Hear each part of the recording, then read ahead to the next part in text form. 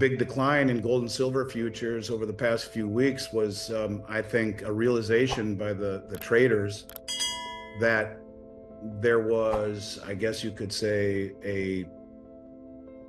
a sense of people being gullible enough to believe that the Trump administration would halt the upward trajectory of spending, that inflation would be reined in, that the markets would go up eternally because of the Trump trade. And he may be good. And let's just call it what it is. I'm very happy that Trump was elected, and I hope we get a good portion of our culture back. If you've listened to me long enough, you know that I rant and rave about the borders and the election and the judicial system and the institutions that made this country special. The way you grew up, the way I grew up, with respect. And like I always say, my parents were hippies. I mean, I was the jock, but my parents were hippies. I respected everyone, no matter what their lifestyle was. They didn't have to be celebrated, where merit was far more important than lifestyle, where equality is stupidity, where equal opportunity is what this country was founded on. This is what make people strive for greatness. I come from nothing. My family comes from nothing. I say it all the time. My dad's middle name was Miles, and his best friend, who lent us 60 grand to start a company in a one-room office the size of a closet in 1989, before the internet existed, his middle name was Franklin. We took a risk, and it's amazing that we're here 35 years later. And I worked my rear end off. I am the epitome of equal opportunity, not of equality. And I think that there was this sense that, and rightfully so, people, after living in bizarro world for the last 4 years, were just happy to have some hope of restoring the American ideals, which have been whitewashed. No matter what side you fall on, I think people were optimistic. And so the decline in the futures is, I think the traders started the paper price down, and it started hitting stop after stop after stop as the hedge funds covered, or sold rather. It allowed the commercials to cover. They covered almost 16,000 gold contracts at 100 ounces apiece. Do the math, it's a lot. They covered almost 6,000 silver contracts at 5,000 ounces apiece. It's a lot. So the traders took advantage. They've been getting destroyed over the last several months with the rise in gold and silver. There's still almost 200,000 contracts short on COMEX in gold, and about 33,000 short in silver. So they still have large short positions, and every dollar up in gold and silver, they were getting hammered. They used this as an opportunity to kind of level off their balance sheet. But here again, much like we've seen for the last several years, these corrections are very shallow, and they come right back up. And that's because the rest of the world knows we're in a pinch, and they use these opportunities where the paper price is smashed down to buy and to take possession and take delivery of. And I think it speaks to the real demand for gold and silver. And we're not even talking physical in retail. We're talking on a much broader basis. The biggest money in the world understands that, I think, that this is a transition period away from things like US Treasuries, which again are getting eviscerated as the 10-year goes higher, which has been weaponized, which has risen by 500 basis points in a year, which is succumbing to inflation. And because of the weaponization and because of this inflation, and ultimately, I guess it's a long shot, but you could even say default risk. And what we did with Russian treasuries is default. I mean, call it what you want, call it sanctioning, it's stealing. We defaulted, and we used it to fund the Ukrainian war. And these are things, they're doing the same thing in the European Union. These are very provocative moves. And so the rest of the world is saying, I don't want to hold treasuries anymore, and I'll buy commodities with it. But they're very shrewd in the way that they do it.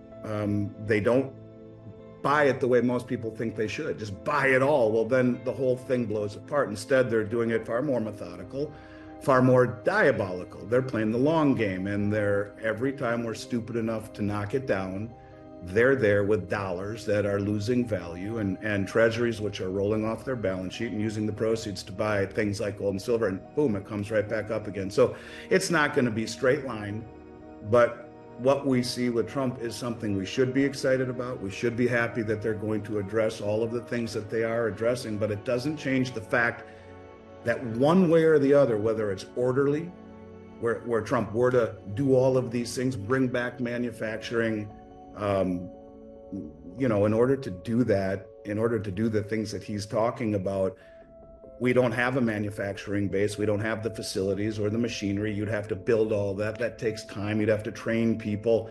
All of the things that he wants to do to become more of a protectionist country, if you will, America first, well, that could send us into a Great Depression. Or maybe it's far worse than that, and he presides over some form of a reset. Any way you look at it, to get to the other side, and I'm optimistic. I really am. I'm optimistic for the future of the country, more so than I have been for the last 4 years.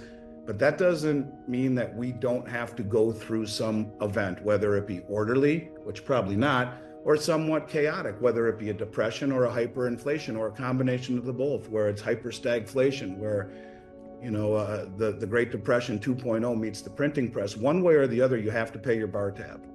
And I think that's coming, and I think the world understands that, and they'll choose inflation over the very, very difficult decisions unless they're willing to slash military, slash Social Security, slash Medicare, slash pensions, slash military or veteran benefits. They're not going to do that. And if that be the case, then it will only increase the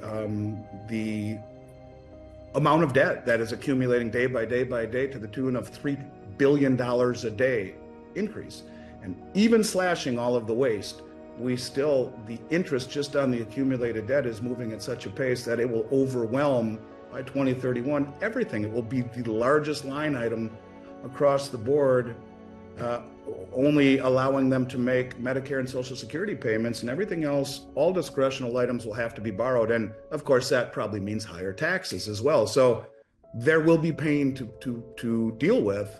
What that looks like, I don't know. And we'll get through to the other side. But what it also means is that we can expect, I think, a good deal of inflation, which should do very well for all commodities, and will probably do well for stocks and cryptos too. Probably will. But in terms of measuring it in ounces of gold, my belief is that all of these things will fall in terms of its relation to an ounce of gold. And the rest of the world is done taking our treasuries. The appetite for our treasuries is completely and totally gone. And maybe you bring in a Judy Shelton to one of the Fed governor positions who has enough pull to actually introduce legislation to do the 30-year treasury redeemable in gold, as she speaks of, to give some form of incentive to hold our debt, where you have to be out of your mind to buy a 10-year treasury right now. To me, it's uninvestable. Inflation being so much higher and there's so much risk in holding it, at some point these kinds of things will need to be addressed. And when you have the level of indebtedness, we have the needing at least 10 trillion a year to finance debt that's rolling over and new debt, who's going to buy all of those treasuries? Does it mean that ultimately it's the Federal Reserve, which is monetization, which creates hyperinflation? I mean, any way you cut it, we have to go through that period of darkness, of pain, of paying our bar tab. And I think there's no one better to administer that than Trump. But to think that the reasoning for holding commodities just vanished is a big mistake. And that's what the traders used to clean up a bunch of their short positions that were really butchering their balance sheet. Been relatively quiet since their big meeting in Kazan, where I talked about how the BIS, in essence, enacted espionage against the BRICS countries. It's right out of a James Bond movie, as far as I'm concerned, threatening to pull the plug on mBridge at the 12th hour, saying that they couldn't be part of anything that the BRICS are trying to do with mBridge, because they wouldn't be part of a country that is, or be part of a program where countries involved are being sanctioned by the West. It's as if they forgot that Russia was the R in BRICS. And after 3-4 years of developing mBridge with UAE, China, Hong Kong, and Thailand, that all of a sudden at the 12th hour when it's operational, they come and say, no, we can't do this. Russia's being sanctioned. Really? Well, where the hell have you been for the last 4 years? That was a big deal.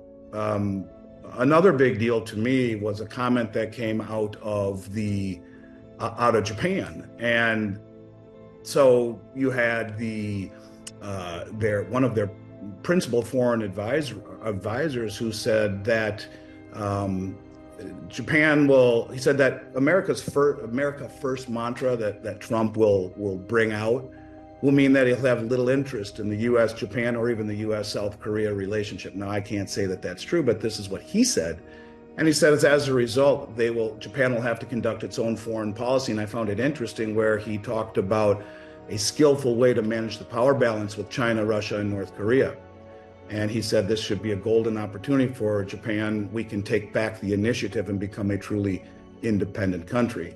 He's the one who said, and by the way, he expressed frustration that 85% of their skies are in effect America's skies, where the U.S. military bases account for a substantial acreage in their land, and that since World War II, they've controlled the majority of all the airspace over Japan. He says it's ridiculous. It's interesting when you hear Japan mention BRICS countries. Jim Willey has talked about the fact that maybe Japan would join the BRICS when it's every country for themselves at a certain point.